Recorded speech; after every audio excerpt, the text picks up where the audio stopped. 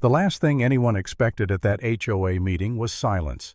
Real, suffocating silence, right after I hit play on the surveillance video showing our beloved HOA president Sandra Kellerman lifting her hand and slapping my 16-year-old daughter across the face like she was swatting a mosquito.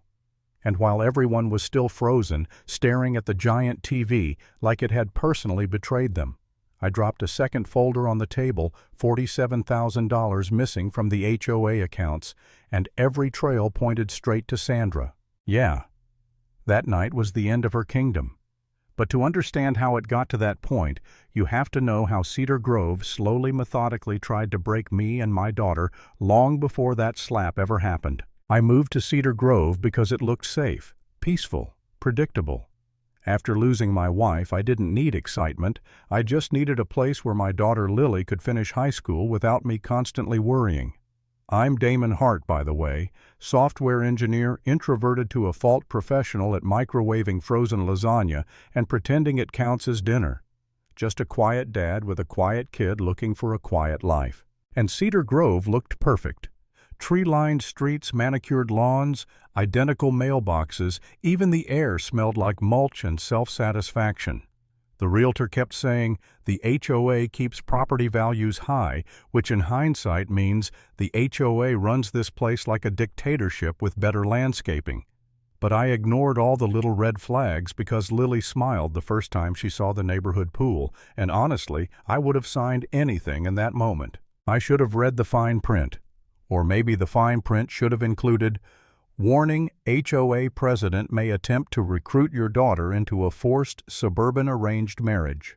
The first time we met Sandra, she glided toward us across her perfect driveway, pastel cardigan, bobbed haircut, clipboard like a badge of honor. She barely looked at me. Her eyes went straight to Lily. "Oh, is this your daughter?" she cooed. And if you've ever heard a raccoon discover a steak in a dumpster, you know the sound. My son Brandon is the same age. Varsity football, honor roll, very handsome. He'd just love to show her around. I glanced at Brandon, backwards cap leaning on his lifted truck chugging an energy drink like it owed him money. He looked at my daughter like she was something he ordered online but forgot about. A tiny voice in my brain whispered, "You should have picked the ugly duplex with no HOA." I ignored it. At first, the harassment came in petty bursts. A letter about lawn height.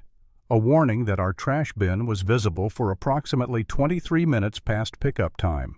A photograph of our garden gnome Barry with a red circle around him like he was evidence in a murder case. It was annoying, sure, but I chalked it up to overzealous rule-keeping. Then Brandon started bumping into Lily. Everywhere. The bus stop, the mailbox, the pool gate.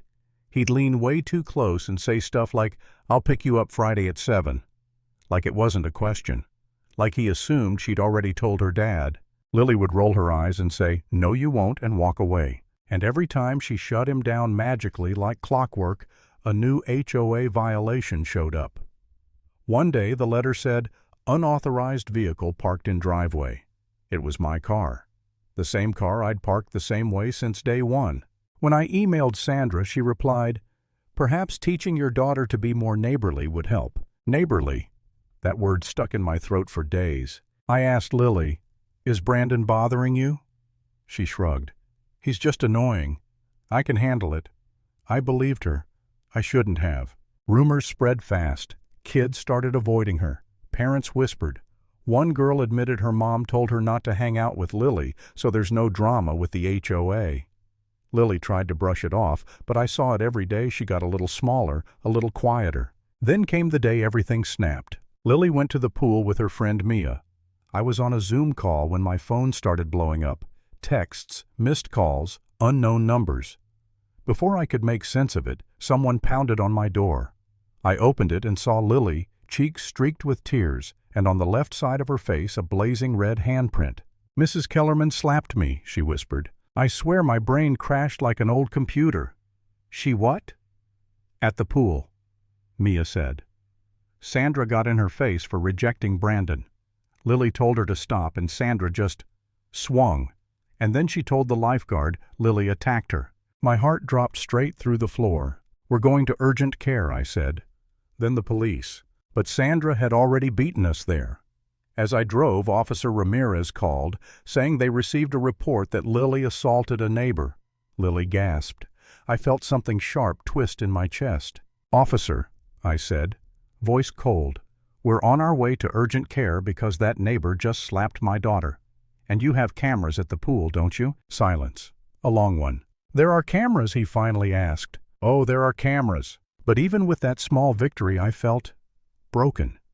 Like maybe all of this was my fault. Maybe moving here was a mistake.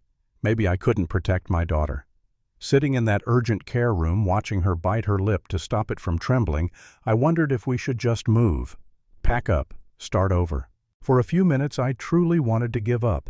And then, while Lily was getting the mark photographed, I did what software engineers do when they're stressed. I started digging. Through HOA public filings, through old cached meeting minutes, through the HOA payment portal secured by, I kid you not, a 4-character password. And suddenly everything made sense. A company called Kellerman Community Services, LLC, receiving bloated payments. Landscaping costs triple market price. A legal consultation firm sharing an address with a mail-forward box. Yearly maintenance fees that disappeared into thin air. $47,000. Gone. And every trail led back to Sandra. By the time we sat with Officer Ramirez at the station, he'd already watched the pool video. He voided Sandra's complaint on the spot and filed a new assault of a minor. And when I slid that thick folder of HOA financial inconsistencies across the table, he raised an eyebrow so high it almost left his face. "How did you find all this?" he asked. "I get bored," I said. "And I really don't like bullies." News spread through Cedar Grove faster than fertilizer runoff. So when Sandra called an emergency HOA meeting to address vicious rumors, half the neighborhood showed up. She stood at the front of the clubhouse like a disgraced queen gavel, clutched tight, pretending everything was under control. "There has been misinformation," she said. "People are attacking me, attacking my family, attacking our community." "You mean the video?" someone muttered. Her eye twitched so hard I thought it might fall off her face. "As HOA president, I will not tolerate." Officer Ramirez coughed. "Loud. He's allowed to speak now," he said, nodding at me. That was when the room shifted. Subtly, like gravity itself changed allegiances. I walked up front, plugged my phone into the HDMI cable, and said, "Let's all watch this together." The lights dimmed, the TV flickered, and there it was, Sandra marching up to my daughter, finger in her face, and then, crack! That brutal swing across Lily's cheek. Gasps filled the room. A mother whispered, "Oh my God." A kid said, "Mom, that's the lady who yelled at me about my skateboard." But I wasn't done. I paused the video on the exact moment Sandra's hand connected with Lily's face. Fingers splayed frozen mid-impact, a work of art in poor decision-making. While my daughter was dealing with this, I said, "Voice steady." Sandra filed a police report claiming Lily assaulted her. She also told neighbors my kid was unstable. That's defamation against a minor. Sandra sputtered. "You can't just—" I dropped the folder onto the table. "And this is where $47,000 of your HOA money went." Silence. The kind that makes your ears ring. I opened the folder and laid out the spreadsheets, invoices, bank statements. One neighbor gasped. Another swore. Someone in the front yelled, "She fined me $300 for chalk drawings." Another said, "She threatened to lean my house over mulch." The room didn't just turn on Sandra, it pounced. Sandra slammed the gavel, cracking it clean in half. "I will not be spoken to this way," she shrieked. "I built this community. I kept this place from becoming a dump." "You ungrateful." "Mrs. Kellerman," Officer Ramirez said, stepping forward, "you need to come with us." She stared at him, stunned. "You can't arrest me in front of my community. I am the HOA president." "That's not a legal title," he replied. "Turn around." Hearing the handcuffs click shut was unforgettable. She twisted her head toward me, eyes burning. "You'll regret this, Damon. This neighborhood will fall apart without me." I smiled. "Just barely." "I already mow my own lawn," I said. "We'll survive." The door shut behind her. The room exhaled. Malik, the quietest board member, the guy who always wore the same blue polo, slowly stood. I moved to remove Sandra Kellerman as HOA president, effective immediately. Every hand in the room went up. no hesitation. And just like that, her empire crumbled. Sandra eventually pled guilty assault of a minor fraud embezzlement.